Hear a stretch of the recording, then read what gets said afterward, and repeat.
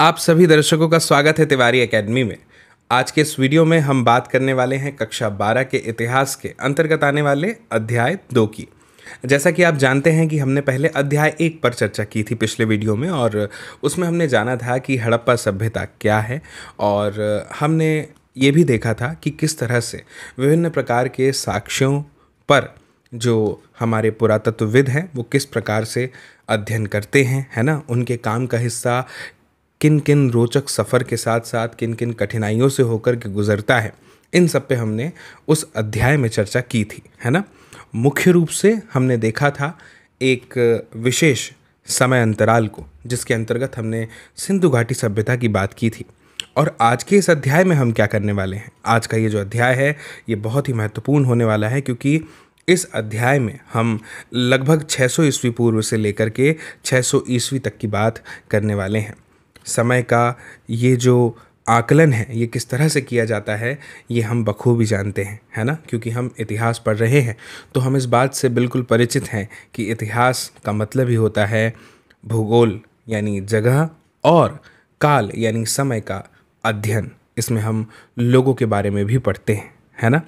धीरे धीरे आप समझ जाएंगे कि हम इतिहास में और कुछ नहीं, बस समय के बारे में, लोगों के बारे में और स्थान के बारे में पढ़ते हैं, है ना। तो चलिए शुरू करते हैं। और हमेशा की तरह एक बात मैं आपको बोल दूं कि ये जो वीडियो है ये उन सभी विद्यार्थियों के लिए भी बहुत ही महत्वपूर्ण होने वाला है जो कि इतिहास को माध्यम बनाकर किसी भी प्रतियोगी परीक्षा की तैयारी कर रहे हैं, है ना। अगर आप यूपीएससी या स्टेट पीएससी की तैयारी कर रहे हैं तो आपके लिए ये ज़रूर मायने रखेगा ही। साथ ही साथ आप जानते हैं कि ये एनसीईआरटी के अंतर्गत आने वाला चैप्टर है, तो ये ऑलरेडी आपके लिए कितना मायने रखता है आप इस बात से परिचित हैं, है ना। तो चलिए शुरू करते हैं। और देखिए सबसे पहले ना हमें इस अध्याय में क्या कुछ सीखने को मिलेगा, जानने को मिलेगा, एक इंट्रोडक्शन समझ लीजिए, उसको हम देखते हैं। तो जैसा कि मैंने अभी आपसे बताया कि हड़प्पा सभ्यता के बारे में हमने अध्याय 1 में देखा था, और उसके बाद ठीक 1500 वर्षों का ये जो लंबा समय अंतराल था ना, इसमें बहुत सारी चीज़ें हुई, विकास भी हुआ। उपमहाद्वीप के कई ऐसे भाग हैं जहाँ पर कई प्रकार से विकास को हम देख सकते हैं। और ये वही समय था साथियों जब सिंधु नदी और इसकी जो उपनदियाँ हैं, जो हमने अध्याय 1 में जो नक्शा दिया था उसमें हमने देखा था, है ना, आपको याद होगा। तो सिंधु नदी और उसकी जो भी तमाम उपनदियां हैं उनके किनारे जो रहने वाले लोग हैं उनके द्वारा इसी समय में ऋग्वेद का लेखन भी किया गया। आप जानते हैं कि वेद क्या होते हैं, 4 वेद हैं मुख्य रूप से, ऋग्वेद, सामवेद, यजुर्वेद और अथर्ववेद, है ना। तो आप ऋग्वेद जो कि सबसे प्राचीनतम वेद है, प्राचीनतम ग्रंथ है, इसका जो लेखन है वो इसी समय के दौरान किया गया। और उत्तर भारत और दक्कन का पठार क्षेत्र जो है, इसके साथ ही कर्नाटक जैसे उपमहाद्वीप के कई क्षेत्र हैं जिनमें कृषक बस्तियां अस्तित्व में आई इसी समय। साथ ही साथ साथियों दक्कन और दक्षिण भारत के क्षेत्रों में चरवाहा बस्तियों के प्रमाण भी मिलते हैं। ईसा पूर्व पहली सहस्त्राब्दी की अगर बात करें तो इसके दौरान मध्य और दक्षिण भारत में शवों के अंतिम संस्कार के नए तरीके भी सामने आए हैं। आपने शवाधान पद्धति के बारे में सुना था, शवाधान के बारे में हमने अध्याय 1 में पढ़ा था, है ना। कैसे लोगों की कैसी कब्रें मिली हैं जिनमें उनके साथ उनके गहने, है ना, कुछ के साथ कुछ उनके हथियार वगैरह आदि चीज़ें ये सब मिली है। इसका क्या मतलब होता है, इसका ये मतलब होता है कि लोगों की उस समय ये मान्यता थी कि किसी व्यक्ति के मरने के बाद, गुजरने के बाद ये सारी चीज़ों की भी उसे वहाँ ज़रूरत पड़ सकती है, और उसके साथ दफना देने से हो सकता है कि वो उसका उपयोग करने में सक्षम हो जाता हो, ठीक है ना। इसके बाद आगे ये है कि जिनमें महापाषाण के नाम से ख्यात पत्थरों के बड़े बड़े ढांचे मिले हैं, और कई स्थानों पर ऐसा पाया गया है कि शवों के साथ विभिन्न प्रकार के लोहे से बने उपकरण और हथियारों को भी दफनाया गया था, ठीक है। इस पर अभी हमने बात करी है। साथियों ईसा पूर्व 6वीं शताब्दी से नए परिवर्तनों के प्रमाण मिलते हैं। कई सारी चीज़ें ऐसे देखने को मिलती है जो हमें हड़प्पा सभ्यता में नहीं देखने को मिलती। शायद इनमें सबसे ज़्यादा मुखर अगर हम बात करें तो वो आरंभिक राज्यों, साम्राज्यों और आप कह लीजिए कि रजवाड़ों का विकास है। राजनीतिक प्रक्रियाओं के पीछे न दोस्तों कुछ अन्य परिवर्तन भी थे, और इनका पता कृषि उपज को संगठित करने के तरीके से चलता है। इसी के साथ साथ लगभग पूरे उपमहाद्वीप में नए नगरों का उदय हुआ। ये सारी चीज़ों, ये जो अभी हम पढ़ रहे हैं, ये सिर्फ एक पृष्ठभूमि है ना। हम विस्तार से इस अध्याय में यही सब देखने वाले हैं। ये इंट्रोडक्शन का एक हिस्सा समझ लीजिए जो मैं अभी आपके साथ डिस्कस कर रहा हूँ। इसके बाद में हमें यह भी बताया है कि जो इतिहासकार है वो इस प्रकार के विकास का आकलन करने के लिए कई तरह के अभिलेखों, ग्रंथों, सिक्कों, चित्रों जैसे विभिन्न प्रकार के स्रोतों का अध्ययन करते हैं। आप तो जानते ही हैं कि इस समय की लिखित सामग्रियाँ बहुत कम प्रमाण में हमारे पास उपलब्ध हैं। तो इसीलिए यहाँ पर ऐसा बताया जा रहा है विशिष्ट रूप से कि अभिलेख, ग्रंथ, सिक्के और चित्र ऐसे कई प्रकार के अलग अलग स्रोत हैं जिनका अध्ययन इतिहासकार किया करते हैं। जैसा कि हम आगे पढ़ेंगे साथियों, यह एक जटिल प्रक्रिया है। क्यों जटिल है? क्योंकि सिर्फ इन्हें पढ़ना नहीं है, इन्हें समझना नहीं है, बल्कि इन्हें इनके काल के समानांतर और साथ में क्रमबद्ध भी करना होता है। तो इस वजह से ये प्रक्रिया बहुत ही जटिल हो जाती है। हालांकि आप जानते हैं कि इन्हें पढ़ने का काम ही, समझने का काम ही अपने आप में बहुत ही जटिल है। इसके बाद है कि हमें ये भी एहसास होगा इस अध्याय को पढ़ते हुए कि ये जो स्रोत हैं, इन्हीं से विकास की पूरी कहानी नहीं मिल पाती है। चलिए तो शुरू करते हैं और सबसे पहले बात करते हैं इस पैराग्राफ की जो इस शीर्षक के अंतर्गत आता है। वो शीर्षक है प्रिंसेप और पियदस्सी। मैं आपको बता दूं, इस पैराग्राफ में आपको पता चलेगा कि ये दोनों ही शासकों के नाम हैं। चलिए देखते हैं। दोस्तों, भारतीय अभिलेख विज्ञान में ना एक उल्लेखनीय प्रगति कब हुई? 1830 के दशक में। दशक का तात्पर्य आप समझते हैं 10 सालों की बात हो रही है ना। क्या हुआ? ईस्ट इंडिया कंपनी जो है, इनके एक अधिकारी हैं जिनका नाम है जेम्स प्रिंसेप। समय है 1830 के आसपास के दशक का, और जेम्स प्रिंसेप ने ब्राह्मी और खरोष्ठी लिपियों, ये दोनों लिपियों के नाम आप याद रखेंगे, ब्राह्मी और खरोष्ठी, इनका अर्थ निकाला। यानी इन्हें पहचानने में वे सफल हो गए कि इस लिपि में क्या लिखा है ना। कमाल की बात। अब इन लिपियों का उपयोग सबसे आरंभिक अभिलेखों और सिक्कों में किया गया है। आपसे प्रश्न पूछा जाएगा कि ब्राह्मी और खरोष्ठी लिपियों का अर्थ किसने निकाला 19वीं सदी में? आप समझ लीजिए। तो आपको जवाब में जेम्स प्रिंसेप याद रखना है, ठीक है ना। प्रिंसेप को पता चला कि अधिकांश अभिलेखों और सिक्कों पर पियदस्सी यानी मनोहर मुखाकृति वाले राजा का नाम लिखा है, ठीक है। पियदस्सी से तात्पर्य आप समझ गए, है ना। कुछ अभिलेखों पर दोस्तों राजा का नाम अशोक भी लिखा है। ये अशोक यहाँ पे जो लिखा हुआ है उसका एकदम सही उच्चारण मैं आपके सामने कर रहा हूँ। अशोक का नाम आपने सुना होगा, है ना। और बौद्ध ग्रंथों के अनुसार अशोक सबसे अधिक प्रसिद्ध शासकों में से एक था, ठीक है। आपने कलिंग युद्ध के बारे में सुना होगा, है ना, ठीक है। इस शोध से क्या हुआ? ये जो प्रिंसेप ने खोज निकाला था 1830 के दशक में कि ब्राह्मी और खरोष्ठी लिपि को वो समझ गए थे, उसका अर्थ निकाल दिया था। इस शोध से आरंभिक भारत के राजनीतिक इतिहास के अध्ययन को नई दिशा मिल गई। ऐसा क्यों हुआ? क्योंकि दोस्तों भारतीय और यूरोपीय विद्वान जो थे उन्होंने उपमहाद्वीप पर शासन करने वाले प्रमुख राजवंशों की वंशावलियों की पुनर्रचना के लिए अलग अलग भाषाओं में लिखे कई सारे अभिलेख और ग्रंथों का उपयोग किया था। अब यहाँ पे एक शब्द आ गया है आपके सामने और वो शब्द है अभिलेख। तो मैं आपको बताता हूँ कि अभिलेख का मतलब क्या होता है। यहाँ बॉक्स में दिया हुआ है दोस्तों। पत्थर आप कह लीजिए या धातु कह लीजिए या मिट्टी के बर्तन समझ लीजिए, ये सारी की सारी सतहें जो हैं आप जानते हैं कि कठोर होती हैं, है ना। और इन सतहों पर यदि कुरेद कुरेद कर कुछ लिखा जाए, खुदे हुए कुछ लिखा जाए खोद खोद कर, तो ये समझ लीजिए कि यही है अभिलेख। अभिलेखों में ना उन लोगों के बारे में क्या क्या लिखा था, उपलब्धियाँ लिखी थी, उनके क्रियाकलाप या विचार लिखे जाते हैं और उन्हें बनवाया जाता है। इनमें राजाओं के क्रियाकलाप और महिलाओं और पुरुषों के द्वारा जो धार्मिक संस्थाओं को दान दिया जाता था उसका ब्यौरा होता था। यानी आप समझ सकते हैं कि अभिलेख एक प्रकार से स्थायी तौर पर प्रमाण है ना।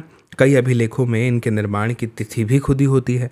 जिन पर तिथि नहीं मिलती है उनका काल निर्धारण आमतौर पर पुरालिपि या लेखन शैली के आधार पर काफ़ी सुस्पष्टता से किया जा सकता है। उदाहरण के लिए लगभग 250 ईस्वी पूर्व में अ जो है उसको इस तरह से लिखा जाता था, जैसे उल्टा क लिखा हो, के लिखा हो, है ना। और इस प्रकार लिखा जाता था। और 500 ईस्वी जब आया तो उसमें कुछ इस तरह से लिखा जाने लगा। समझिए ये 250 ईस्वी पूर्व की बात हो रही थी जब उसको इस तरह से लिखा जाता था, और 500 ईस्वी पूर्व में उसे इस तरह से लिखा जाने लगा, 500 ईस्वी में उसे इस तरह से लिखा जाने लगा। इस प्रकार दोस्तों प्राचीनतम अभिलेख प्राकृत भाषाओं में लिखे जाते थे, और प्राकृत उन भाषाओं को कहा जाता था जो जन सामान्य की भाषाएं होती थी, है ना। और इस अध्याय में अजातशत्रु और अशोक जैसे शासकों के नाम प्राकृत भाषा में ही लिखे गए हैं। क्यों ऐसा? क्योंकि यह नाम प्राकृत अभिलेखों से प्राप्त होते हैं। हमें यहाँ तमिल, पाली, संस्कृत जैसी भाषाओं के शब्द भी मिलेंगे, क्योंकि इन भाषाओं में भी अभिलेख मिलते हैं। और यह संभव है कि लोग अन्य भाषाएं भी बोलते थे, लेकिन उनका उपयोग लेखन कार्य में नहीं किया जाता था, यानी उन्हें लिखा नहीं जाता था। स्वाभाविक सी बात है कि जो भाषा सामान्य जन को अधिक समझ में आए उसी में लिखा जाएगा, जो ज़्यादा चलन में है कि नहीं। ठीक है, तो चलिए अब आगे बढ़ते हैं। आगे क्या लिखा है कि 20वीं सदी का जो आरंभिक दशक था, इसी के परिणाम स्वरूप तक उपमहाद्वीप के राजनीतिक इतिहास का एक सामान्य चित्र यहाँ पर तैयार हो गया था। इसके बाद क्या हुआ? इसके बाद दोस्तों विद्वान जो थे उन्होंने राजनीतिक इतिहास के संदर्भ की ओर अपना ध्यान लगाया और छानबीन करने की कोशिश इस बात की कि क्या राजनीतिक जो परिवर्तन हो रहे हैं इस समय और आर्थिक और सामाजिक विकासों के बीच क्या किसी तरह का कोई संबंध है, क्या वो इंटरलिंक्ड है, जुड़े हुए हैं आपस में। शीघ्र ही ऐसा एहसास हो गया कि इनमें संबंध तो थे दोस्तों, लेकिन डायरेक्ट संबंध नहीं थे, सीधे संबंध नहीं थे। अब हम बात करते हैं प्रारंभिक राज्य की। ठीक है, इसमें देखिए हमारे सामने क्या जानकारी दी है। सबसे पहले 16 महाजनपद का जिक्र यहाँ पर आता है। आप में से जो लोग कंपटीशन एग्ज़ाम की तैयारी कर रहे हैं उन्होंने भी, और आपने 9वीं 10वीं के इतिहास में पढ़ा है, 9वीं 10वीं नहीं 7वीं के कक्षा 7 के इतिहास में 16 महाजनपदों का जिक्र आया है ना। आप जानते हैं कक्षा 7 की जो शुरुआत का अध्याय है उसमें इतिहास का, उसी में हमें एक इंट्रोडक्शन के तौर पर ये पता चल जाता है कि हमने कक्षा 6 वगैरह में क्या कुछ देखा था, और अशोक वगैरह का नाम उसमें आता है। तो 16 महाजनपदों का जिक्र आपने पहले भी सुना होगा। तो 16 महाजनपद के बारे में इस पैराग्राफ में दिया है, क्या बताया है कि आरंभिक भारतीय इतिहास में ना 6ठी शताब्दी ईस्वी पूर्व को एक महत्वपूर्ण परिवर्तनकारी काल माना जाता है। इस समय में क्या हुआ कि जो आरंभिक राज्य थे ना, जैसे मान लीजिए उस समय के नगर हो गए, है ना, इनमें क्या हो रहा था कि लोहे का प्रयोग जो है वो बढ़ते जा रहा था, और इसी के साथ साथ सिक्कों का विकास भी हुआ। तो दोनों को एक साथ जोड़ दिया जाता है कि भाई लोहे का अधिक से अधिक प्रयोग होने लगा तो सिक्के भी बढ़ने लगे। इसी काल में क्या हुआ कि बौद्ध और जैन, ये दोनों विभिन्न दार्शनिक विचारधाराओं का विकास इस काल में, इस समय में हुआ। और दोस्तों बौद्ध और जैन धर्म, जिनके बारे में हम अध्याय 4 में विशेष रूप से पढ़ने वाले हैं, इनके आरंभिक ग्रंथों में महाजनपद नाम से 16 राज्यों का उल्लेख मिलता है। अब समझने वाली बात यह है कि जो 16 राज्य हैं इनका अलग अलग जगहों पे अलग अलग नाम आते हैं। 16 में कोई कुछ नाम बताता है, कोई कुछ नाम बताता है, लेकिन फिर भी कुछ नाम ऐसे हैं जो हर जगह कॉमन मिल जाएंगे। वो कौन से हैं? वज्जी, मगध, कौशल, कुरु, पांचाल, गांधार और अवंती, ये ऐसे नाम हैं जो प्रायः सभी में मिलते हैं। और इससे एक बात स्पष्ट हो जाती है कि ये जो महाजनपद हैं ये सबसे महत्वपूर्ण महाजनपदों में उस समय गिने जाते होंगे, तभी तो इनके नाम कॉमन थे हर जगह पर, है ना। अधिकांश महाजनपदों पर राजा का शासन होता था दोस्तों, लेकिन गण और संघ के नाम से जो प्रसिद्ध राज्य हैं उनमें कई लोगों का समूह यानी ग्रुप आप कह लीजिए शासन करता था, और इस समूह का प्रत्येक व्यक्ति कहलाता था क्या? राजा। दोस्तों भगवान महावीर और भगवान बुद्ध, अध्याय 4 में हम इनके बारे में देखेंगे, इन्हीं गणों से संबंधित थे। यहाँ पे हमें यह भी बताया गया है कि जो वज्जी संघ है उसी के प्रकार से कुछ और राज्य हैं जिनमें भूमि के साथ साथ कई आर्थिक स्रोत भी हैं जिन पर राजागण जो हैं वो सामूहिक तौर पर नियंत्रण रखा करते थे। यद्यपि दोस्तों स्रोतों के अभाव में ना इन राज्यों के इतिहास पूरी तरह लिखे नहीं जा सकते, लेकिन ऐसे कई राज्य लगभग 1000 साल तक बने रहे, आप ऐसा मान के चलिए। प्रत्येक महाजनपद की राजधानी होती थी, है ना, कैपिटल होती थी, जिसे प्रायः किले से घेरा जाता था। किलेबंद राजधानियों के रखरखाव और जो प्रारंभिक सेनाएं हैं और नौकरशाही है उनके लिए भारी आर्थिक स्रोत की आवश्यकता होती थी। आप समझ सकते हैं कि इन सब चीज़ों की आवश्यकताएं सेना को मेंटेन रखने के लिए पड़ती ही हैं, है ना। और लगभग 6ठी शताब्दी ईसा पूर्व से संस्कृत में ब्राह्मणों ने धर्मशास्त्र नामक ग्रंथों की रचना भी शुरू कर दी और इनमें शासक सहित अन्य के लिए नियमों का निर्धारण किया गया था कि भाई राजा को कौन कौन से, शासक को कौन कौन से नियमों का अनुसरण करना है, पालन करना है, और कौन कौन लोग हैं जिन्हें ये सारे नियम मानने हैं, ठीक है। और यह अपेक्षा की जाती थी सबसे कि शासक जो है वो क्षत्रिय वर्ण से ही होंगे। अध्याय 3 में हमें समझ में आएगी ये बात। और शासकों का काम जो है वो किसानों, व्यापारियों और शिल्पकारों से कर यानी टैक्स और भेंट वसूलना माना जाता था। क्या वनवासी और चरवाहों से भी कर रूप में यानी टैक्स के रूप में उस समय कुछ लिया जाता था? दोस्तों, हमें इतना तो नहीं पता कि संपत्ति जुटाने का एक वैध उपाय पड़ोसी राज्यों पर आक्रमण करके धन इकट्ठा करना भी लेकिन इस समय माना जाता था। धीरे धीरे कुछ राज्यों ने अपनी स्थायी सेना, नौकरशाही तंत्र तैयार कर लिए और बाकी राज्य जो हैं वो अब भी सहायक सेना पर निर्भर थे, जिन्हें प्रायः आप ऐसा समझ लीजिए कि कृषक वर्ग से नियुक्त किया जाता था।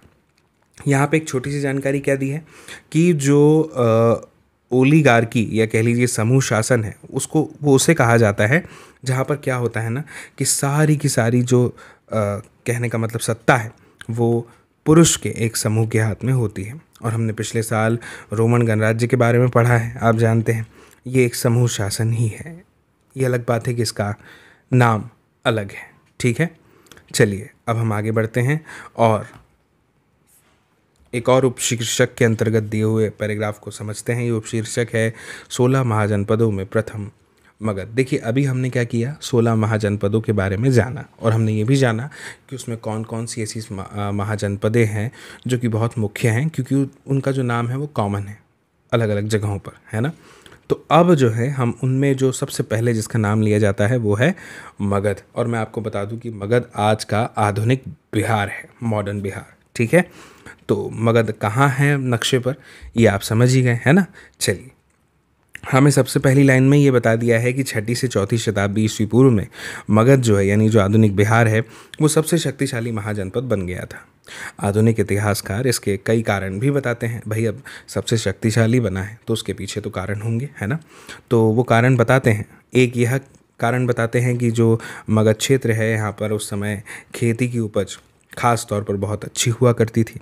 और दूसरे कारण जो हैं वो ये हैं कि जो लोहे की खदानें हैं जो कि अभी आधुनिक झारखंड में है उस समय भी आसानी से उपलब्ध थी, जिससे उपकरण और हथियार बनाना उस समय सरल होता था। जंगली क्षेत्रों में हाथी उपलब्ध थे यहाँ पर मगध में, और सेना के महत्वपूर्ण अंग उस समय हाथी हुआ करते थे, है ना। साथ ही गंगा और इसकी उपनदियों से आवागमन सस्ता और सुलभ हो जाता था। लेकिन आरंभिक जैन और बौद्ध लेखकों ने मगध की महत्ता का कारण विभिन्न शासकों की नीतियों को बताया है कि इस समय के जो शासक हैं उनकी नीतियां इतनी ज़्यादा प्रभावी थी और इतनी ज़्यादा बेहतरीन थी कि उन्होंने उस नीतियों के दम पे मगध को एक मतलब प्रथम स्थान मिला। इन सारे 16 महाजनपदों में आप प्रथम कह सकते हैं। मुझे ऐसा लगता है कि ये दोनों ही बातें कहीं ना कहीं मिले जुले रूप से कारगर रही होंगी, है ना। इन लेखकों के अनुसार बिंबिसार, अजातशत्रु और महापद्मनंद जैसे प्रसिद्ध राजा अत्यंत महत्वाकांक्षी शासक थे, है ना। और इनके मंत्री उनकी नीतियां उस समय लागू करते थे। अब दोस्तों यहाँ पर अगले पैराग्राफ में हमें ये बताया है कि प्रारंभ में यानी शुरुआत में राजगाह, जो कि आधुनिक बिहार के राजगीर का प्राकृत नाम है, आप समझिए, वो मगध की राजधानी थी। लेकिन रोचक बात यह है कि इस शब्द का अर्थ होता है राजाओं का घर। पहाड़ियों के बीच बसा राजगाह एक किलेबंद शहर था। लेकिन जब 4ठी शताब्दी ईस्वी पूर्व की हम बात करते हैं तब पाटलिपुत्र यानी पटना को राजधानी बनाया गया और इसी की गंगा के रास्ते से आवागमन के मार्ग पर महत्वपूर्ण अवस्थिति देखी जा सकती है। आप इस चित्र में देखिए एक दीवार बनाई गई है। क्या लगता है क्यों बनाई गई होगी ये दीवार, उस समय इसका निर्माण क्यों किया गया होगा? आगे बढ़ने से पहले कि हम एक आरंभिक साम्राज्य को समझें, ये जो बॉक्स में छोटी सी जानकारी दी है मैं इसे आपके सामने रखता हूँ, आप ध्यान से समझिएगा। इस बॉक्स में जो जानकारी है उसमें हमें ये बताया गया है कि अशोक जो है ना उसके कई सारे जो अभिलेख हैं वो प्राकृत में हैं, जबकि पश्चिमोत्तर से मिले जो अभिलेख हैं वो अरामेइक और यूनानी भाषा में हैं। अगर प्राकृत की बात करें तो उसके अधिकांश अभिलेख ब्राह्मी लिपि में लिखे गए थे, जबकि पश्चिमोत्तर के कुछ अभिलेख खरोष्ठी में लिखे गए थे। अरामेइक और यूनानी लिपियों का प्रयोग अफगानिस्तान में मिले अभिलेखों में किया गया था, सोचिएगा। अब बात करते हैं एक आरंभिक साम्राज्य। दोस्तों अभी हमने मगध के बारे में देखा है ना। मगध के विकास के साथ साथ मौर्य साम्राज्य का हो जाता है उदय। मौर्य साम्राज्य के संस्थापक कौन है? चंद्रगुप्त मौर्य। बात किस समय की कर रहे हैं? लगभग 321 ईस्वी पूर्व की। इनका शासन पश्चिमोत्तर में अफगानिस्तान और बलूचिस्तान तक फैला हुआ था। समझिएगा, उनके पौत्र थे, यानी पुत्र के पुत्र अशोक। इन्होंने, जिन्हें आरंभिक भारत का सर्वप्रसिद्ध शासक अशोक को माना जा सकता है। कलिंग युद्ध आपको याद ही है ना, जो कि आधुनिक उड़ीसा आप कह सकते हैं, इस पर उन्होंने विजय प्राप्त की थी कलिंग में। मौर्य वंश के बारे में जानकारी प्राप्त करना, है ना दोस्तों। मौर्य साम्राज्य जो है, इसके इतिहास की रचना के लिए इतिहासकारों ने ना विभिन्न प्रकार के स्रोतों का उपयोग किया है। इनमें पुरातात्विक प्रमाण भी शामिल हैं, विशेष रूप से मूर्तिकला। मौर्यकालीन इतिहास के पुनर्निर्माण के लिए समकालीन रचनाएं भी मूल्यवान सिद्ध हुई हैं। जैसे आप पूछेंगे क्या, तो मैं आपको बता दूं, चंद्रगुप्त मौर्य के दरबार में आए यूनानी राजदूत मैगस्थनीज हैं और इनके द्वारा लिखा गया विवरण। अच्छा, कब आए हैं ये मैगस्थनीज? चंद्रगुप्त मौर्य के दरबार में आए। ठीक है, समय आप समझ गए कब, कौन से समय की बात हो रही है ना। और 321 ईस्वी पूर्व लगभग, है ना। और यूनानी राजदूत हैं, ये आप याद रखेंगे, मैगस्थनीज। आज जो है इसके कुछ अंश ही उपलब्ध हैं। एक और स्रोत जिसका उपयोग प्रायः किया जाता है वह है अर्थशास्त्र। मान लीजिए कि इसके कुछ भागों की रचना जो है वो कौटिल्य यानी चाणक्य ने की थी, जो चंद्रगुप्त के कौन थे? मंत्री थे। साथ ही मौर्य शासकों का उल्लेख परवर्ती जैन, बौद्ध और पौराणिक ग्रंथों तथा संस्कृत वाङ्मय में भी मिलता है। यद्यपि दोस्तों उक्त साक्ष्य बड़े उपयोगी हैं, लेकिन पत्थरों और स्तंभों पर मिले अशोक के अभिलेख प्रायः सबसे मूल्यवान स्रोत माने जाते हैं। अशोक वह पहला सम्राट था साथियों, जिसने अपने अधिकारियों और प्रजा के लिए संदेश प्राकृतिक पत्थरों और पॉलिश किए हुए स्तंभों पर लिखवाए थे। चंद्रगुप्त मौर्य ने नहीं, अशोक ने, आप याद रखेंगे। अशोक ने अपने अभिलेखों के माध्यम से धम्म का प्रचार किया। इनमें बड़ों के प्रति आदर, सन्यासी और ब्राह्मणों के प्रति उच्च उदारता, सेवकों और दासों के साथ उदार व्यवहार तथा दूसरे के धर्मों और परंपराओं का आदर शामिल है। देखिए, ये जो अध्याय है ना, इसमें हम पढ़ रहे हैं कि कैसे 600 ईस्वी पूर्व से लेकर 600 ईस्वी तक का जो काल निर्धारण है, उसमें जो साक्ष्य मिले हैं उसका अध्ययन इतिहासकार किस किस तरह से, किन किन स्रोतों की सहायता से करते हैं। आप समझ रहे हैं मेरी बात को?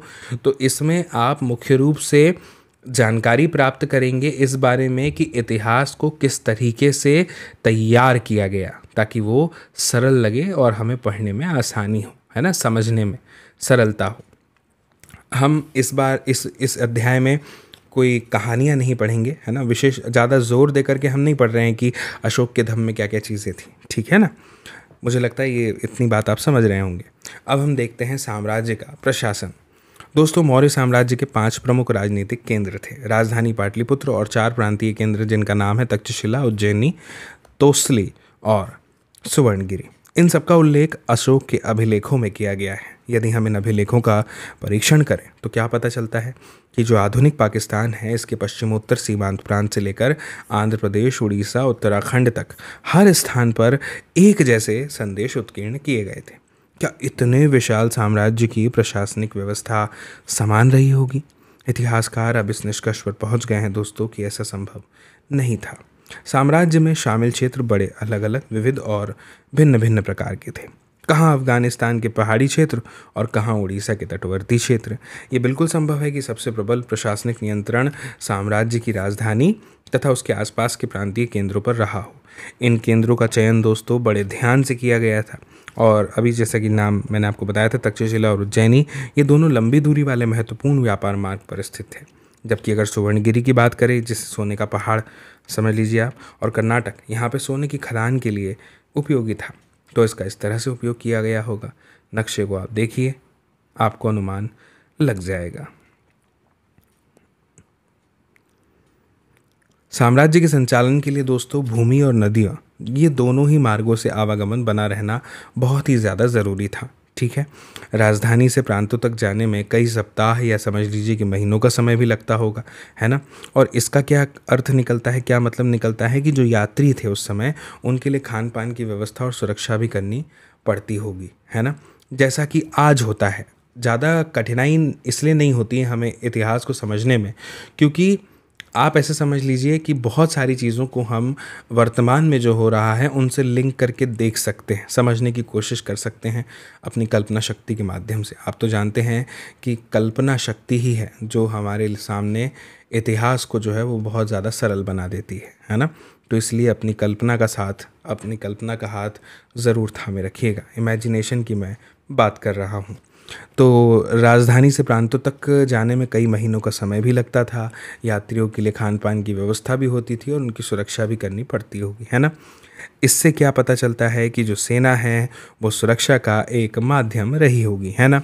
अब जो मैगस्थनीज है यानी कि यूनानी यात्री, इसने क्या किया, सैनिक गतिविधियों के संचालन के लिए एक सीमित और 6 उप समितियों का उल्लेख किया है। इनमें से एक का काम नौसेना का संचालन करना था, तो दूसरी का यातायात और खान पान का संचालन करना, तीसरी का काम था पैदल सैनिकों का संचालन करना, और चौथी का अश्वरोहियों का, पांचवी का रथारोहियों का, और छठी का काम हाथियों का संचालन करना था। दूसरी उप समिति का दायित्व अलग अलग प्रकार का था। जैसे अलग अलग प्रकार में क्या आता है, उपकरणों के ढोने के लिए बैलगाड़ियों की व्यवस्था, सैनिकों के लिए भोजन, जानवरों के लिए चारे की व्यवस्था करना, और सैनिकों की देखभाल के लिए सेवकों और शिल्पकारों की नियुक्ति करना। इससे पहले कि हम आगे बढ़ें, आप इस बॉक्स में दी गई जानकारी को समझिए। सम्राट के अधिकारी क्या क्या कार्य करते थे। दोस्तों, मैगस्थनीज जो है उसका विवरण जो है उसमें एक अंश दिया गया है। साम्राज्य के महान अधिकारियों में से कुछ नदियों की देखरेख और भूमि मापन का काम करते थे, जैसा कि मिस्र में होता था। कुछ प्रमुख नहरों से उपनहरों के लिए छोड़े जाने वाले पानी के मुखद्वार का निरीक्षण करते हैं ताकि हर स्थान पर पानी की समान पूर्ति हो सके। यही अधिकारी शिकारियों का संचालन करते हैं और शिकारियों के कृत्यों के आधार पर उन्हें इनाम या कह लीजिए आपकी दंड देते हैं। वे कर वसूली भी करते हैं और भूमि से जुड़े सभी व्यवसायों का निरीक्षण करते हैं। साथ ही लकड़हारों, बढ़ई, लोहारों और खननकर्ताओं का भी करते हैं निरीक्षण। साथियों, अशोक ने अपने साम्राज्य को अखंड बनाए रखने का प्रयास किया, कोशिश की, और ऐसा उसने किस प्रकार से किया, धम्म के प्रचार के द्वारा। जैसा कि हमने अभी ऊपर पढ़ा कि धम्म के सिद्धांत जो हैं वो बहुत ही साधारण है और सार्वभौमिक थे। अशोक के अनुसार अगर बात करें तो धम्म के माध्यम से लोगों का जीवन इस संसार में और इसके बाद के संसार में अच्छा रहेगा।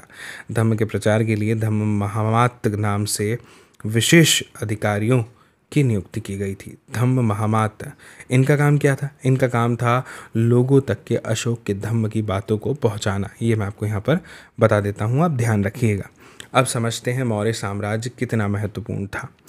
दोस्तों, 19वीं सदी में ना जब इतिहासकारों ने भारत के आरंभिक इतिहास की रचना शुरू की तो मौर्य साम्राज्य को इतिहास का एक प्रमुख काल माना गया।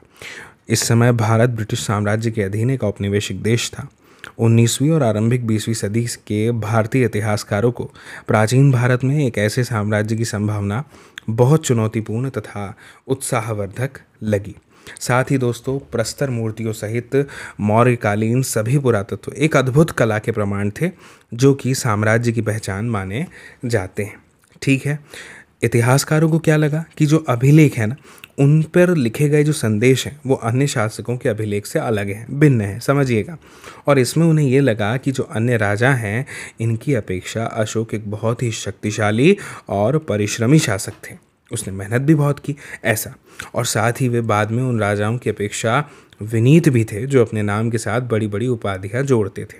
इसीलिए दोस्तों, इसमें कोई आश्चर्यजनक बात नहीं थी कि 20वीं सदी के राष्ट्रवादी नेताओं ने भी अशोक को प्रेरणा का स्रोत माना था। फिर भी मौर्य साम्राज्य कितना महत्वपूर्ण था, यह साम्राज्य मात्र 150 साल तक ही चल पाया, जिसे उपमहाद्वीप के इस लंबे इतिहास में बहुत बड़ा काल नहीं माना जा सकता, है ना। इसके अलावा यदि हम मानचित्र 2 को देखते हैं जो कि अभी हमने देखा था, तो पता चलेगा कि मौर्य साम्राज्य उपमहाद्वीप के सभी क्षेत्रों में नहीं फैल पाया था, है ना, कुछ कुछ जगहों पर। यहाँ तक कि साम्राज्य की सीमा के अंतर्गत भी नियंत्रण एक समान नहीं था। दूसरी शताब्दी ईस्वी पूर्व आते आते उपमहाद्वीप के कई भागों में नए नए शासक और रजवाड़े स्थापित होने लग गए थे।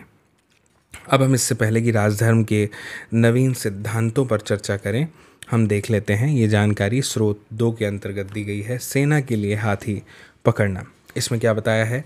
अर्थशास्त्र में सैनिक और प्रशासनिक संगठन के बारे में विस्तृत विवरण मिलते हैं, है ना। मिसाल के तौर पर हाथी को पकड़ने के उपाय के बारे में उसमें क्या लिखा है? मैं पढ़ता हूँ, आप ध्यान से समझिएगा। हाथी वनों के संरक्षक, हाथियों को पालने वाले लोगों, हाथी के पैरों में जंजीर बांधने वाले लोगों, सीमा रक्षकों, वनवासियों और महावतों के साथ मिलकर 5 से 7 हथिनियों की मदद से जंगली हाथियों द्वारा गिराए गए मलमूत्र को पहचानते हुए उन्हें पकड़ने का काम करते थे। दोस्तों, यूनानी स्रोतों के अनुसार मौर्य सम्राट के पास 6 लाख पैदल सैनिक, 30,000 घुड़सवार तथा 9,000 हाथी थे। कुछ इतिहासकार इस वर्णन को अतिशयोक्तिपूर्ण भी मानते हैं। बहरहाल, अब हम देखते हैं राजधर्म के नवीन सिद्धांत। इसमें सबसे पहले देखेंगे दक्षिण के राजा और सरदार। उपमहाद्वीप के दक्कन और उससे दक्षिण के क्षेत्र में स्थित तमिलकम अर्थात तमिलनाडु और आंध्र प्रदेश और केरल के कुछ हिस्से की बात हो रही है। तमिलकम में चोल, चेर और पांड्य जैसी सरदारियों का उदय हुआ। ये राज्य बहुत ही समृद्ध और स्थायी सिद्ध हुए। यहाँ पर एक जानकारी दी गई है सरदार और सरदारी के विषय में। सरदार एक शक्तिशाली व्यक्ति होता है जिसका पद जो है वो वंशानुगत भी हो सकता है और नहीं भी। उसके समर्थक उसके खानदान के लोग होते हैं। सरदार के कार्यों में विशेष अनुष्ठान का संचालन, युद्ध के समय नेतृत्व करना और विवादों को सुलझाने में मध्यस्थता की भूमिका निभाना, ये सब शामिल है। वह अपने अधीन लोगों से भेंट लेता है, जबकि राजा कर वसूली करते हैं और अपने समर्थकों में उस भेंट का वितरण करता है। सरदारी में सामान्यतया कोई स्थायी सेना या अधिकारी नहीं होते, ऐसा यहाँ पर कहा जा रहा है। अब समझिए दोस्तों, हमें ना क्या है कि इन राज्यों के बारे में जिनकी जानकारी यहाँ पर दी गई है, इसमें ना क्या होता है ना कि अलग अलग प्रकार के जो स्रोत हैं उनसे जानकारी मिलती है। अब आप अगर बात करेंगे उदाहरण की, तो प्राचीन तमिल संगम की जानकारी यहाँ पे दी है। अब ये ऐसे ग्रंथ है जिनमें कविताएं हैं जो सरदारों का विवरण देती है, उनकी जानकारी देती है कि उन्होंने क्या किया, अपने स्रोतों का संकलन और वितरण किस प्रकार से किया। तो कुल मिलाकर के हम ये जानकारी और साक्ष्यों पर निर्भर हैं पूरी तरह से। कई सरदार और राजा लंबी दूरी के व्यापार द्वारा राजस्व भी जुटाते थे। इनमें मध्य और पश्चिम भारत के क्षेत्रों पर शासन करने वाले सातवाहन, जो कि लगभग 2वीं शताब्दी ईस्वी पूर्व से 2वीं शताब्दी ईस्वी तक की बात है, और उपमहाद्वीप के पश्चिमोत्तर और पश्चिम में शासन करने वाले मध्य एशियाई मूल के शक शासक इनमें शामिल थे। उनके सामाजिक उद्गम के बारे में अधिक जानकारी तो नहीं है दोस्तों, लेकिन जैसा कि सातवाहन शासकों के बारे में आप अध्याय 3 में देखेंगे कि एक बार सत्ता में आने के बाद उन्होंने ऊंचे सामाजिक अस्तित्व का दावा कई प्रकार से किया। अब बात करते हैं दैविक राजा की। उससे पहले स्रोत 3 देखिए, पांड्य सरदार सेनगुत्तवन की वन यात्रा। यह तमिल महाकाव्य सिलप्पादिकारम का एक अंश है। मैं पढ़ता हूँ, आप ध्यान से सुनिएगा। जब वह वन की यात्रा पर थे तो लोग नाचते गाते हुए पहाड़ों से उतरे, ठीक उसी तरह जैसे पराजित लोग विजय की आदर करते हैं। वे अपने साथ उपहार लाए, जिसमें हाथी दांत, सुगंधित लकड़ी, हिरणों के बाल से बने चवर, मधुचंदन, गेरू, सुरमा, हल्दी, इलायची, मिर्च आदि वस्तुएं थीं। वे अपने साथ नारियल, आम, जड़ी बूटी, फल, प्याज, गन्ना, फूल, सुपारी, केला, बाघों के बच्चे, शेर, हाथी, बंदर, भालू, हिरण, कस्तूरी मृग, लोमड़ी, मोर, जंगली मुर्गे, बोलने वाले तोते आदि भी लाए। सोचिए आप, कितना कुछ। अब समझते हैं दैविक राजा, इसमें क्या बताया गया है। दोस्तों, कभी कभी ऐसा भी होता था ना कि राजा जो है वो बहुत उच्च स्थिति को प्राप्त कर लेते थे। तो उच्च स्थिति को प्राप्त करने का राजाओं के लिए एक साधन विभिन्न देवी देवताओं के साथ जुड़ना भी था। मध्य एशिया से लेकर पश्चिमोत्तर भारत तक शासन करने वाले कुषाण शासकों ने, जो कि लगभग प्रथम शताब्दी ईस्वी पूर्व से प्रथम शताब्दी ईस्वी तक थे, इस उपाय का सबसे अच्छा उदाहरण प्रस्तुत किया है। कैसे, समझिए। कुषाण इतिहास की रचना अभिलेखों और साहित्य परंपरा के माध्यम से की गई है। जिस प्रकार के राजधर्म को कुषाण शासकों ने प्रस्तुत करने की इच्छा की, उसका सबसे अच्छा सर्वोत्तम प्रमाण उनके सिक्कों और मूर्तियों से प्राप्त होता है। उत्तर प्रदेश में मथुरा के पास माट के एक देवस्थान पर कुषाण शासकों की विशालकाय मूर्तियां लगाई गई थी। अफगानिस्तान के एक देवस्थान पर भी इसी प्रकार की मूर्तियां मिली हैं, और कुछ इतिहासकारों का ये मानना है कि इन मूर्तियों के जरिए कुषाण स्वयं को देवतुल्य प्रस्तुत करना चाहते थे। कई कुषाण शासकों ने साथियों अपने नाम के आगे देवपुत्र की उपाधि भी लगाई थी। संभवतः ऐसा हो सकता है कि वे उन चीनी शासकों से प्रेरित हुए होंगे जो स्वयं को स्वर्गपुत्र कहते थे, है ना। दोस्तों 4वीं शताब्दी ईस्वी में गुप्त साम्राज्य सहित कई बड़े साम्राज्यों के साक्ष्य हमें देखने को मिलते हैं और इनमें से कई साम्राज्य सामंतों पर भी निर्भर थे। अपना निर्वाह स्थानीय संसाधनों द्वारा करते थे, जिसमें भूमि पर नियंत्रण भी शामिल था। वे शासकों का आदर करते थे, सम्मान करते थे और उनकी सैनिक सहायता भी करते थे। दोस्तों, जो सामंत शक्तिशाली हुआ करते थे ना, वो राजा भी बन जाते थे, और जो राजा दुर्बल होते थे वे बड़े शासकों के अधीन हो जाया करते थे। गुप्त शासकों का इतिहास साहित्य, सिक्कों और अभिलेखों की सहायता से लिखा गया है। साथ ही कवियों के द्वारा अपने राजा या स्वामी की प्रशंसा में लिखी प्रशस्तियाँ भी इस समय उपयोगी देखने को मिलती हैं। यद्यपि इतिहासकार इन रचनाओं के आधार पर ऐतिहासिक तथ्य निकालने का प्रयास जो है वो करते हैं। ठीक है, हमने कक्षा 7 में पढ़ा था समुद्रगुप्त के बारे में, उसकी प्रशस्ति के बारे में, आपको याद होगा। लेकिन उनके रचयिता तथ्यात्मक विवरण की अपेक्षा उन्हें काव्यात्मक ग्रंथ मानते थे। उदाहरण के तौर पर इलाहाबाद स्तंभ अभिलेख के नाम से प्रसिद्ध प्रयाग प्रशस्ति की रचना हरिशेन, जो स्वयं गुप्त सम्राटों के संभवतः सबसे शक्तिशाली सम्राट समुद्रगुप्त के राजकवि थे, उन्होंने संस्कृत में की थी। ये समुद्रगुप्त की प्रशस्ति यहाँ भी आ गई। यह प्रयाग प्रशस्ति का एक अंश है, मैं पढ़ता हूँ, आप ध्यान से सुनिएगा। धरती पर उनका कोई प्रतिद्वंदी नहीं था। अनेक गुणों और शुभ कार्यों से संपन्न उन्होंने अपने पैर के तलवे से अन्य राजाओं के यश को मिटा दिया है। वे परमात्मा पुरुष हैं, साधु भले की समृद्धि और असाधु यानी बुरे के विनाश के कारण हैं। वे अज्ञेय हैं। उनके कोमल हृदय को भक्ति और विनय से ही वश में किया जा सकता है। वे करुणा से भरे हुए हैं। वे अनेक सहस्त्र गायों के दाता हैं। उनके मस्तिष्क की दीक्षा दीन, दुखियों, विरहणियों और पीड़ितों के उद्धार के लिए की गई हैं। वे मानवता के लिए दिव्यमान उदारता की प्रतिमूर्ति हैं। वे देवताओं में कुबेर यानी धनदेव, वरुण यानी समुद्र देव, इंद्र यानी वर्षा के देवता और यम यानी मृत्यु के देव तुल्य हैं।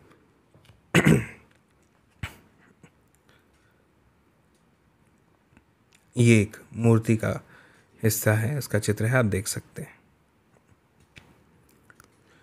अब हम देखते हैं बदलता हुआ देहात, है ना।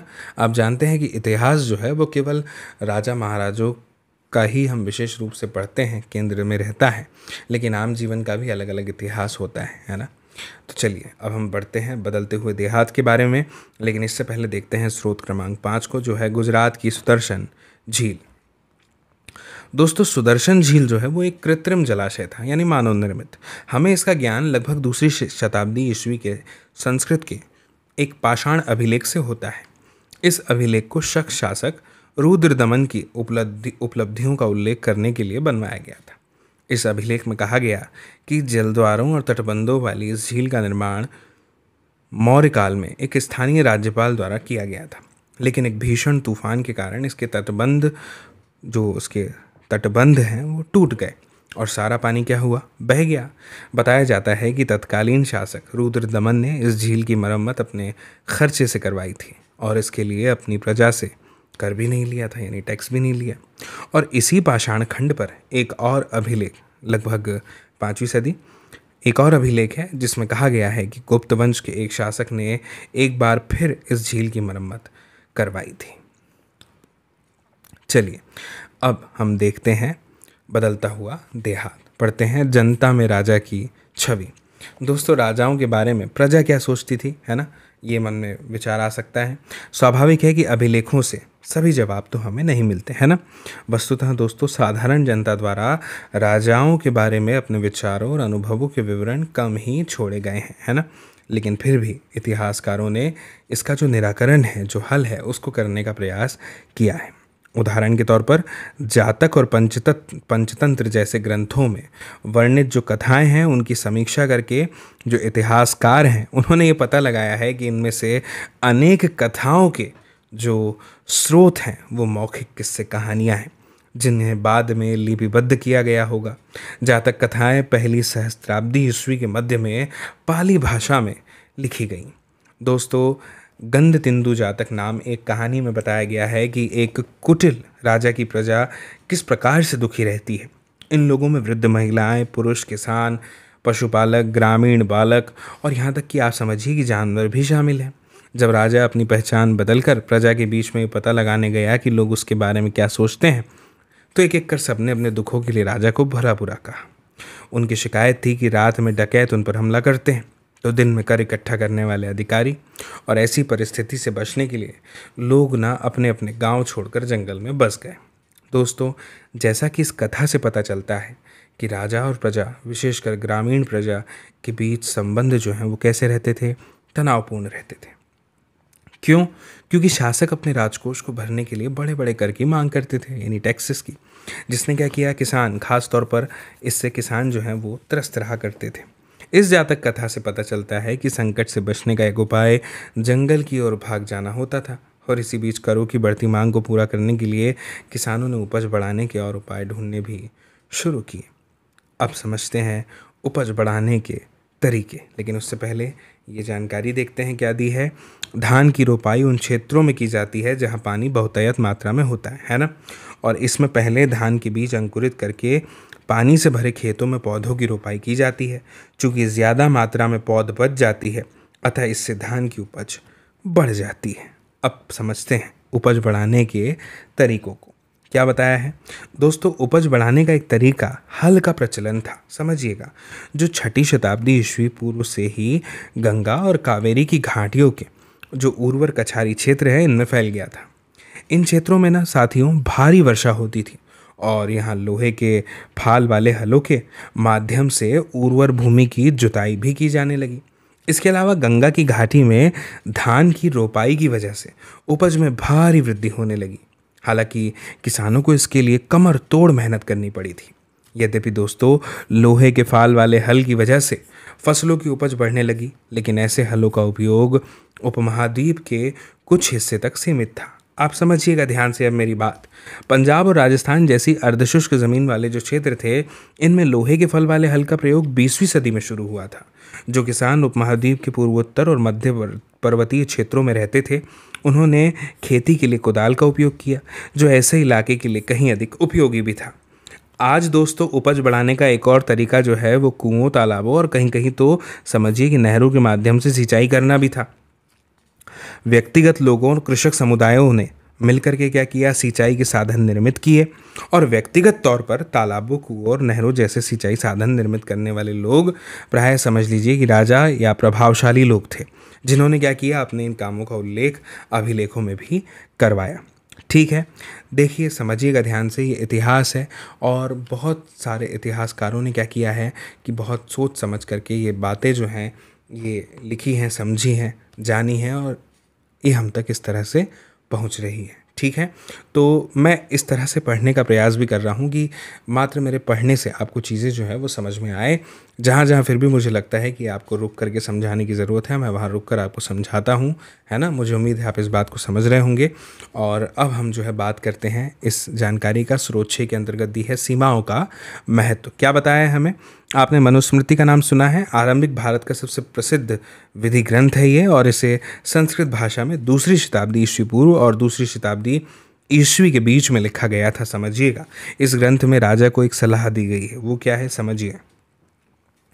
चूंकि सीमाओं की अनभिज्ञता के कारण विश्व में बार बार विवाद पैदा होते हैं, इसीलिए उसे सीमाओं की पहचान के लिए गुप्त निशान ज़मीन में गाड़ कर रखने चाहिए, जैसे कि पत्थर, हड्डियाँ, गाय के बाल, भूसी राख, खपटे, गाय के सूखे गोबर, ईंट, कोयला, कंकड़ और रेत। उसे सीमाओं पर इस प्रकार के और तत्व भूमि में छुपाकर गाड़ने चाहिए जो समय के साथ नष्ट ना हो। इतनी सारी चीज़ें समय के साथ नष्ट नहीं होती, सोचिए आप, है ना जानकारी कमाल की। ठीक है, अब समझिए ग्रामीण समाज में विभिन्नताएं। दोस्तों खेती की जो नई तकनीक थी, नो डाउट प्रोडक्टिविटी बढ़ी होगी, उपज तो बढ़ी, लेकिन सबको होने वाले जो प्रॉफिट्स थे, जो लाभ थे, वो एक समान नहीं थे। ठीक है, इस बात के प्रमाण मिलते हैं कि खेती से जुड़े जो लोग हैं उनमें लगातार भेद बढ़ते जा रहा था। कहानियों में, विशेषकर बौद्ध कथाओं में, अगर हम बात करें बौद्ध कथाओं में, जो भूमिहीन खेतीहर श्रमिक हैं, छोटे किसान हैं और बड़े बड़े ज़मींदार हैं, इनका उल्लेख हमें देखने को मिलता है। पाली भाषा में गृहपति का प्रयोग छोटे किसानों और ज़मींदारों के लिए किया जाता था। बड़े बड़े ज़मींदार और ग्राम प्रधान शक्तिशाली माने जाते थे, जो प्रायः किसानों पर नियंत्रण रखते थे।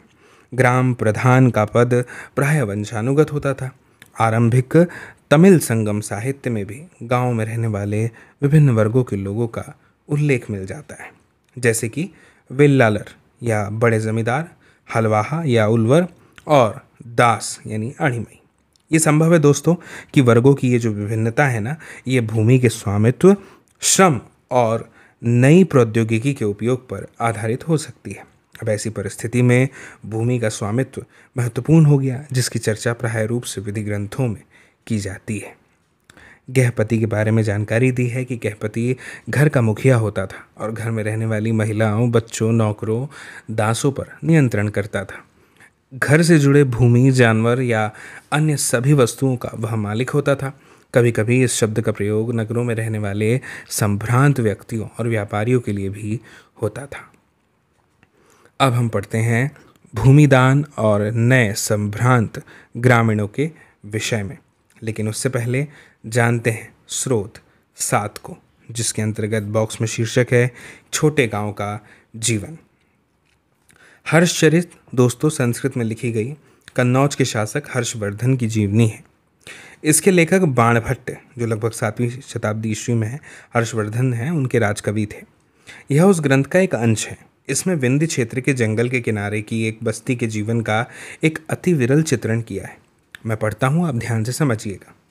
बस्ती के किनारे का अधिकांश क्षेत्र जंगल है और यहाँ धान की उपज वाली खलिहान और उपजाऊ भूमि के हिस्सों को छोटे किसानों ने आपस में बांट लिया है। यहाँ के अधिकांश लोग कुदाल का प्रयोग करते हैं, क्योंकि घास से भरी भूमि में हल चलाना मुश्किल है।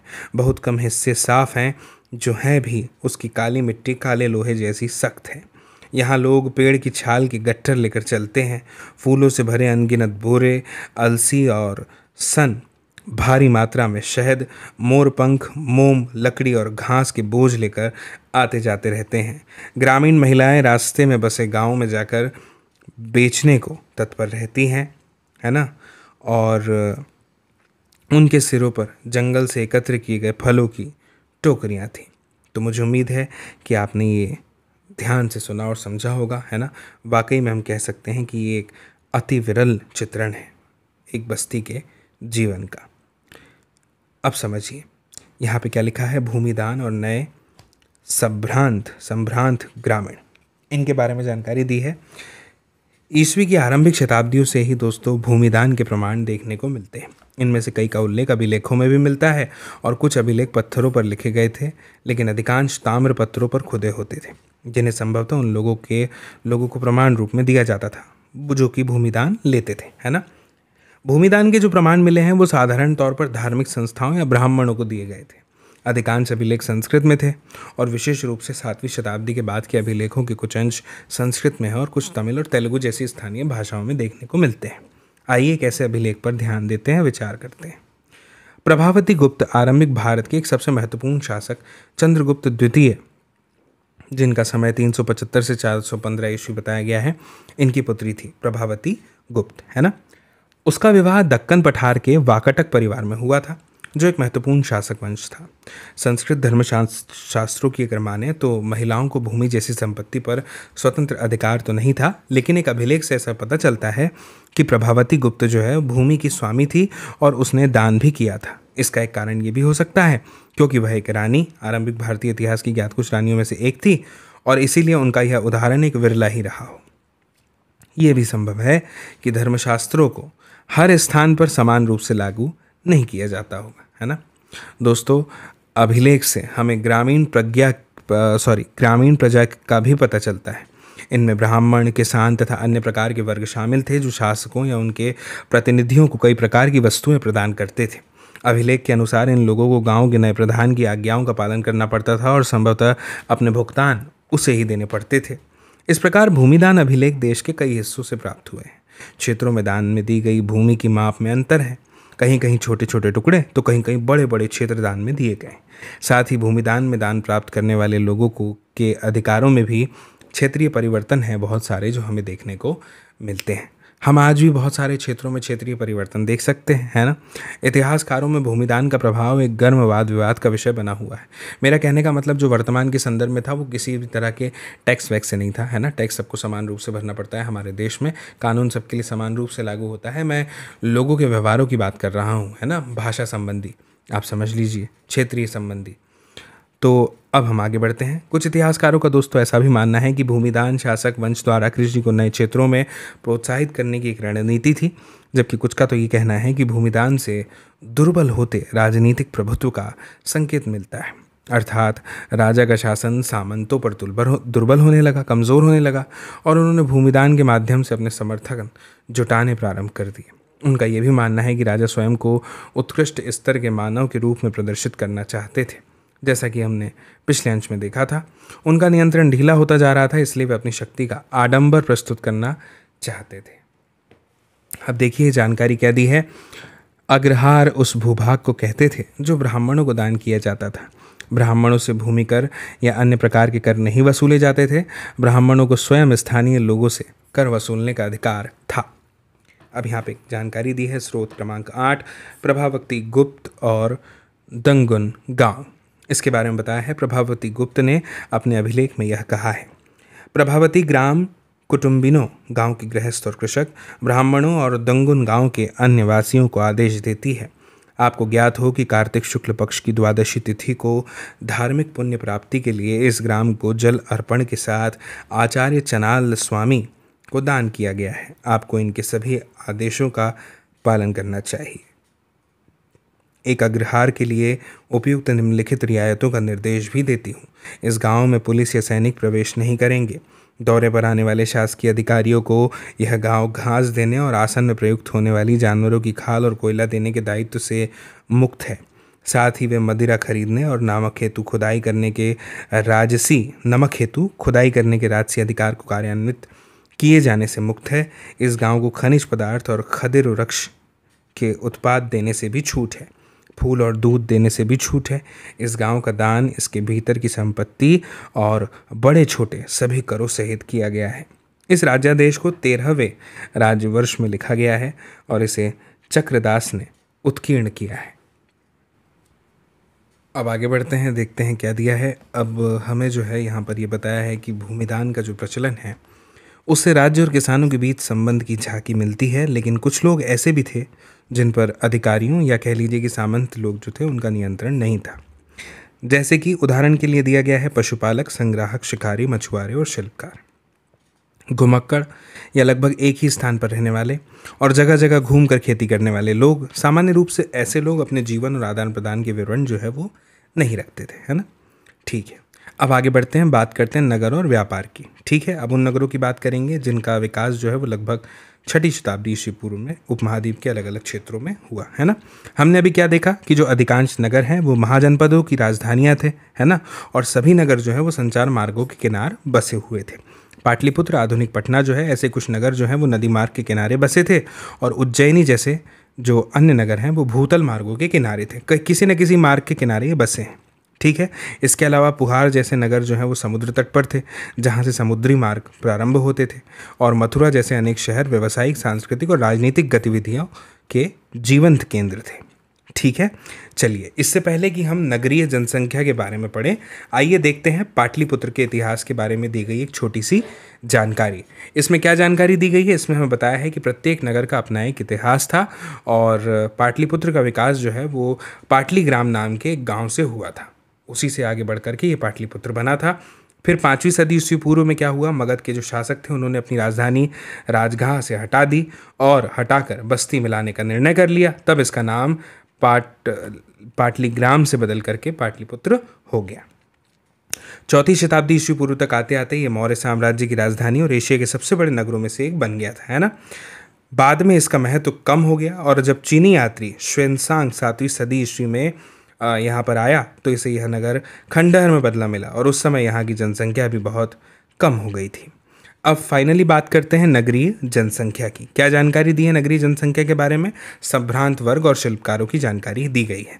हमने अभी क्या पढ़ा है साथियों कि जो शासक वर्ग है और राजा है वो किलेबंद नगरों में रहा करते थे और इनमें से अधिकांश स्थलों पर व्यापक रूप से खुदाई करना तो संभव है नहीं, लेकिन इसके बावजूद क्योंकि आज भी इन क्षेत्रों में लोग रहते हैं, हड़प्पा से शहरों से भिन्न हम ये बात कर रहे हैं, लेकिन फिर भी यहाँ से विभिन्न प्रकार के पुरावशेष प्राप्त हुए हैं। समझ रहे हैं आप? इनमें उत्कृष्ट श्रेणी के मिट्टी के कटोरे और थालियाँ मिली हैं जिन पर चमकदार कलई भी चढ़ी हुई है और इन्हें उत्तरी कृष्ण मार्जित पात्र कहा जाता है। संभवतः इनका उपयोग अमीर लोग किया करते होंगे। साथ ही सोने, चांदी, कांसे, तांबे, हाथी दांत, शीशे जैसे तरह तरह के पदार्थों के बने गहने, उपकरण, हथियार, बर्तन, सीप और पक्की मिट्टी यहाँ से मिली है।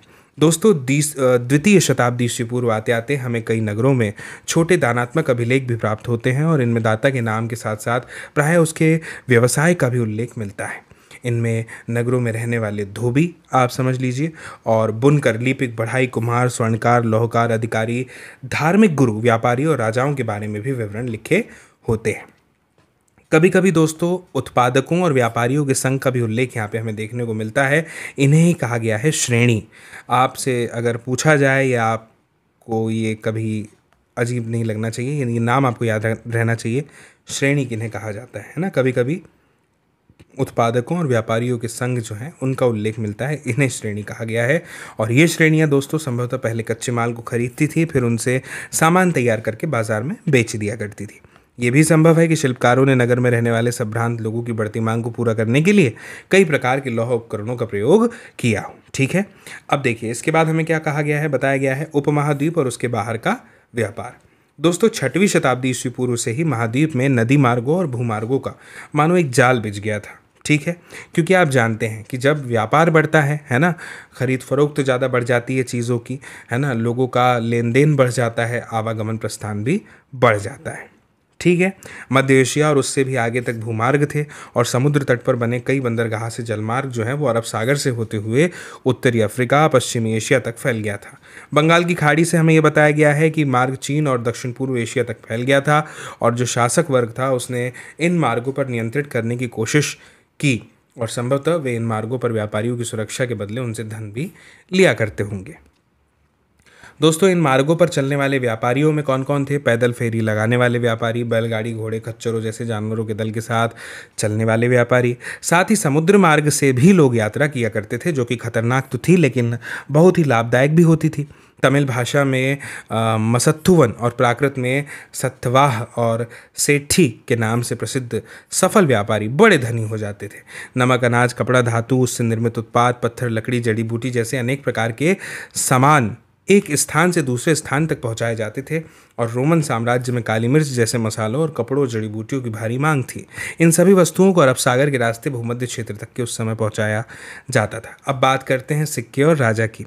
व्यापार के लिए सिक्कों के प्रचलन से विनिमय कुछ हद तक आसान हो गया था दोस्तों। चांदी और तांबे के जो आहत सिक्के हैं सबसे पहले ढाले गए और प्रयोग में आए थे। पूरे उपमहाद्वीप में खुदाई के दौरान इस प्रकार के कई सारे सिक्के मिले हैं और मुद्रा शास्त्रियों ने क्या किया, इनका और अन्य सिक्कों का अध्ययन किया और उनके वाणिज्यिक प्रयोग के संभावित क्षेत्रों का पता लगाया है। आहत सिक्कों पर बने प्रतीकों को उन विशेष मौर्य वंश जैसे राजवंशों के प्रतीकों से मिलाकर पहचान करने की कोशिश की गई तो ये पता चला कि इन सिक्कों को राजाओं ने जारी किया था और ये भी संभव है कि व्यापारियों, धनपतियों और नागरिकों ने इस प्रकार के कुछ सिक्के जारी किए। शासकों की प्रतिमा और नाम के साथ सबसे पहले सिक्के हिंद यूनानी शासकों ने जारी किए थे, जिन्होंने द्वितीय शताब्दी ईस्वी पूर्व में उपमहाद्वीप के उत्तर पश्चिमी क्षेत्र पर नियंत्रण स्थापित किया था।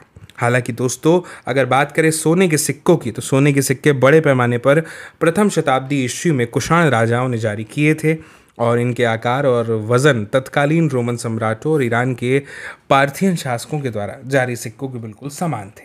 उत्तर और मध्य भारत के बारे में हमें यहाँ पे बताया है कि इनके ऐसे कई पुरास्थल भी हैं जहाँ पर सिक्के मिले हैं और सोने के सिक्कों के व्यापक प्रयोग से संकेत क्या मिलता है कि बहुमूल्य वस्तुओं और भारी मात्रा में वस्तुओं का विनिमय यहाँ पर किया जाता था। इसी के साथ साथ दक्षिण भारत के अन्य पुरास्थलों से बड़ी संख्या में रोमन सिक्के मिले हैं, जिनसे ये स्पष्ट है कि व्यापारिक तंत्र राजनीतिक सीमाओं से बंधा नहीं था। क्यों नहीं था? क्योंकि दक्षिण भारत रोमन साम्राज्य के अंतर्गत न होते हुए भी आप समझिए कि व्यापारिक दृष्टि से रोमन साम्राज्य से संबंधित था, उससे जुड़ा हुआ था। अब हम बात करेंगे पंजाब और हरियाणा जैसे कुछ क्षेत्रों की। ठीक है, समय होगा कौन सा, प्रथम शताब्दी के आसपास का। और यहाँ पर हम कबायली गणराज्यों के बारे में भी जानेंगे कि उनसे किस तरह से उन्होंने किस तरह से जो है सिक्के जारी किए थे। ठीक है, पंजाब हरियाणा जैसे क्षेत्रों में योधे यानी कबायली गणराज्यों ने भी सिक्के जारी किए और पुराविदों को योधे शासकों द्वारा जारी तांबे के सिक्के हजारों की संख्या में मिले। इनसे योद्धों की व्यापार में रुचि यानी उनके इंटरेस्ट और सहभागिता परिलक्षित होती है, इसका पता चलता है ना, तभी तो उन्होंने जारी किए। और सोने के सबसे भव्य सिक्कों में से कुछ गुप्त शासकों ने जारी किए। इनके आरंभिक सिक्कों में प्रयुक्त सोना अति उत्तम था दोस्तों। इन सिक्कों के माध्यम से दूर देशों से व्यापार विनिमय करने में सरलता होती थी, जिससे शासकों को भी लाभ होता था। ये जो चित्र आप देख रहे हैं ना, ये आहत शब्द से ही स्पष्ट हो जाता है कि इन सिक्कों पर प्रतीकों को आहत करके उन्हें बनाया जाता था। मुद्रा शास्त्र का मतलब क्या होता है, अभी एक शब्द आया था मुद्रा शास्त्री। मुद्रा शास्त्र सिक्कों का अध्ययन है और इसके साथ ही उन पर पाए जाने वाले चित्र, लिपि आदि तथा उनकी धातुओं का विश्लेषण और जिन संदर्भों में इन सिक्के को पाया गया है उनका अध्ययन भी मुद्रा शास्त्र के अंतर्गत आता है और अध्ययन करने वाले कहलाते हैं मुद्रा शास्त्री। ठीक है, अब समझिए, 6वीं शताब्दी ईस्वी में सोने के सिक्के मिलने कम हो गए। क्या इससे ऐसा संकेत मिलता है कि उस काल में कुछ आर्थिक संकट पैदा हो गया था? दोस्तों, इतिहासकारों में इसे लेकर के मतभेद है। कुछ इतिहासकार कहते हैं कि रोमन साम्राज्य के पतन के बाद दूरवर्ती व्यापार में कमी आ गई, जिससे उन राज्यों, समुदाय और क्षेत्रों की संपन्नता पर असर पड़ गया और दूरवर्ती व्यापार से जिनसे उनको लाभ मिलता था उसमें मंदी आ गई। अन्य इतिहासकारों का क्या कहना है कि इस काल में नए नगरों और व्यापार के नवीन तंत्रों का उदय होने लग गया था और उनका यह भी कहना है कि यद्यपि इस काल के सोने के सिक्कों का मिलना तो कम हो गया, लेकिन अभिलेखों और ग्रंथों में सिक्के का उल्लेख होता रहा है। क्या इसका अर्थ ये भी हो सकता है कि सिक्के इसलिए कम मिलते हैं क्योंकि वे प्रचलन में थे और उनका किसी ने संग्रह करके नहीं रखा था? कुछ भी हो सकता है ना। ठीक है, अब हम मूल बातों पर आते हैं। अभिलेखों का अर्थ कैसे निकाला जाता है? ठीक है, तो समझिएगा, अभी तक हम अन्य बातों के अलावा अभिलेखों के अंशों के बारे में अध्ययन कर रहे थे, है ना। लेकिन इतिहासकारों को ये कैसे पता चलता है कि अभिलेखों पर आखिर लिखा क्या है? तो समझिएगा, ब्राह्मी लिपि का अध्ययन, इस पर हम आते हैं। देखिए, ये जो एक टेबल जैसा बना हुआ है, इसमें आपको एक तरफ अक्षर लिखे हैं और दाईं ओर उनकी हिंदी के अक्षरों से उनकी तुलना की गई है कि किसको क्या कहा जाता है। ब्राह्मी लिपि के अध्ययन पर आते हैं। दोस्तों, आधुनिक भारतीय भाषाओं में जितनी भी भाषाएं हैं उनमें लगभग सभी लिपियों का मूल कौन सा है? ब्राह्मी लिपि है। ब्राह्मी लिपि का प्रयोग अशोक के अभिलेखों में किया गया है और 18वीं सदी से यूरोपीय विद्वानों ने भारतीय पंडितों की सहायता से आधुनिक बंगाली और देवनागरी लिपि में कई पांडुलिपियों का अध्ययन शुरू किया और उनके अक्षरों की प्राचीन अक्षरों के नमूनों से तुलना भी शुरू कर दी। आरंभिक अभिलेखों की बात करें तो जब हम इनका अध्ययन करते हैं तो इनका अध्ययन करने वाले जो विद्वान हैं उन्होंने कई बार ये अनुमान भी लगाया है कि संस्कृत में लिखे हैं ये, और जबकि प्राचीनतम अभिलेख वस्तुतः प्राकृत में थे। फिर कई दशकों के बाद आप समझ लीजिए कि अभिलेख वैज्ञानिकों के अथक परिश्रम के बाद जेम्स प्रिंसेप, जिनके बारे में हमने सबसे पहले इस अध्याय में पढ़ा था इंट्रोडक्शन के बाद में, प्रिंसेप और प्रियदर्शी के नाम से शीर्षक है, अशोककालीन ब्राह्मी लिपि का 1838 ईस्वी में अर्थ निकाल लिया। किसने? जेम्स प्रिंसेप ने। फिर खरोष्ठी लिपि के बारे में अब थोड़ा समझ लीजिए। खरोष्ठी लिपि को कैसे पढ़ा गया? पश्चिमोत्तर के जो अभिलेख थे ना, उनमें प्रयुक्त की गई है खरोष्ठी लिपि। इसके पढ़े जाने की कहानी थोड़ी सी अलग है। किससे? ब्राह्मी लिपि से। इस क्षेत्र में शासन करने वाले जो हिंद यूनानी राजा हैं, आप मान लीजिए काल निर्धारण है लगभग द्वितीय से प्रथम शताब्दी ईस्वी पूर्व का, इनके द्वारा बनाए गए सिक्कों से जानकारी हासिल करने में इसमें आसानी हुई। इन सिक्कों में क्या हुआ? राजाओं के नाम यूनानी और खरोष्ठी में लिखे गए हैं। अब यूनानी भाषा पढ़ने वाले यूरोपीय विद्वानों ने अक्षरों का मेल किया। उदाहरण के तौर पर दोनों लिपियों में अपोलो डॉट्स का नाम लिखने में एक ही प्रतीक, मान लीजिए, अप्रयुक्त किया गया है। अब चूंकि प्रिंसेप ने खरोष्ठी में लिखे अभिलेखों की भाषा की पहचान प्राकृत के रूप में की थी, इसीलिए लंबे अभिलेखों को पढ़ना और ज़्यादा क्या हो गया? सरल हो गया। अब हम समझते हैं अभिलेखों से प्राप्त ऐतिहासिक साक्ष्य के बारे में, लेकिन इससे पहले आप ये देखिए, स्रोत 10 राजा के आदेश, इसमें क्या बताया है? राजन देवनापिय प्रियदर्शी यह कहते हैं, अतीत में मसलों को निपटाने और नियमित रूप से सूचना एकत्र करने की व्यवस्थाएं नहीं थी, लेकिन मैंने निम्नलिखित व्यवस्था की है। लोगों के समाचार हम तक पतिवेदक सदैव पहुँचाएँ। चाह मैं कहीं भी हूँ, खाना खा रहा हूँ, अंतःपुर में हूँ, विश्राम कक्ष में हूँ, गौशाले में हूँ, या फिर पालकी में मुझे ले जाया जा रहा हो अथवा वाटिका में हूँ, मैं लोगों के विषयों का निराकरण हर स्थल पर करूँगा। ठीक है, दोस्तों, इतिहासकारों और अभिलेख शास्त्रियों जो हैं, इनके काम करने के तरीकों का पता लगाने के लिए आइए अशोक के 2 अभिलेखों को बहुत ध्यान से हम पढ़ते हैं। तो ध्यान से कैसे पढ़ा जाएगा? ध्यान से मैं पढ़ूंगा, आप ध्यान और कान से सुनिएगा। ध्यान देने योग्य बात है कि अभिलेख स्रोत 10 में शासक अशोक का नाम नहीं लिखा है ना। उसमें अशोक द्वारा अपनाई गई उपाधियों का प्रयोग किया गया है, जैसे कि देवनाम प्रिय अर्थात देवताओं का प्रिय, प्रियदर्शी यानी देखने में सुंदर, मनोहर। अशोक नाम अन्य अभिलेखों में मिलता है जिसमें उनकी उपाधियां भी लिखी गई हैं। इन अभिलेखों का परीक्षण करने के बाद जो अभिलेख शास्त्री हैं, उन्होंने पता लगाया कि उनके विषय, शैली, भाषा और पुरालिपि विज्ञान सब में समानता है। अतः वे इस निष्कर्ष पर पहुंच गए क्या कि इन अभिलेखों को एक ही शासक ने बनवाया था। और हमने ये भी देखा है मतलब कि अशोक ने अपने अभिलेखों में कहा है कि उनसे पहले के शासकों ने रिपोर्ट एकत्र करने की व्यवस्था नहीं की थी। यदि अशोक से पहले के उपमहाद्वीपीय इतिहास पर विचार करें तो क्या आपको लगता है कि अशोक का यह वक्तव्य सही है? इतिहासकारों को बार बार अभिलेखों में लिखे कथनों का परीक्षण करना पड़ता है ताकि ये पता चल सके जो उनमें लिखा है वह सत्य है, संभव है, या फिर कोई अतिशयोक्तिपूर्ण बात कह गई है राजा का महिमा मंडन करने के लिए। क्या हमने इस बात पर भी ध्यान दिया कि कुछ शब्द ब्रैकेट में लिखे हैं? अभिलेख शास्त्री प्रायः वाक्यों के अर्थ स्पष्ट करने के लिए ऐसा करते हैं। यह बड़े ध्यान से करना पड़ता है जिससे कि लेखक का मूल अर्थ कहीं बदल न जाए। इतिहासकारों को और भी परीक्षण करने पड़ते हैं। यदि राजा के आदेश यातायात मार्गों के किनारे और नगरों के पास प्राकृतिक पत्थरों पर उत्कीर्ण थे तो क्या वहाँ से आने जाने वाले लोग उन्हें पढ़ने के लिए उस स्थान पर रुकते थे? अधिकांश लोग प्रायः पढ़े लिखे नहीं थे। क्या पाटलिपुत्र में प्रयुक्त प्राकृत उपमहाद्वीप में सभी स्थानों पर लोग समझते थे? क्या राजा के आदेशों का पालन किया जाता था? इन प्रश्नों के उत्तर दे पाना सदैव आसान नहीं है। अब स्रोत 11 को देख लीजिए। राजा की वेदना। जब देवना प्रियदर्शी ने अपने शासन के 8 वर्ष पूरे किए तो उन्होंने कलिंग पर विजय प्राप्त की। आधुनिक तटवर्ती उड़ीसा की बात हो रही है। 1.5 लाख पुरुषों को निष्कासित किया गया, 1 लाख मारे गए और इससे भी ज़्यादा की मृत्यु हुई। कलिंग पर शासन स्थापित करने के बाद देवनापिय धम्म के गहन अध्ययन, धम्म के स्नेह और धम्म के उपदेश में डूब गए हैं। यही देवनापिय के लिए कलिंग की विजय का पश्चाताप है। देवनापिय के लिए यह बहुत वेदनादायी और निंदनीय है कि जब कोई किसी राज्य पर विजय प्राप्त करता है तो पराजित राज्य का हनन होता है, वहाँ लोग मारे जाते हैं और निष्कासित किए जाते हैं। आप जानते ही हैं, है ना, कलिंग युद्ध में जो हमने उसके बारे में पढ़ा है, जाना है कि जो महान विध्वंस हुआ था उसके लिए अशोक ने पश्चाताप फिर किया था, है ना। अशोक के धम्म के बारे में हमने पढ़ा है।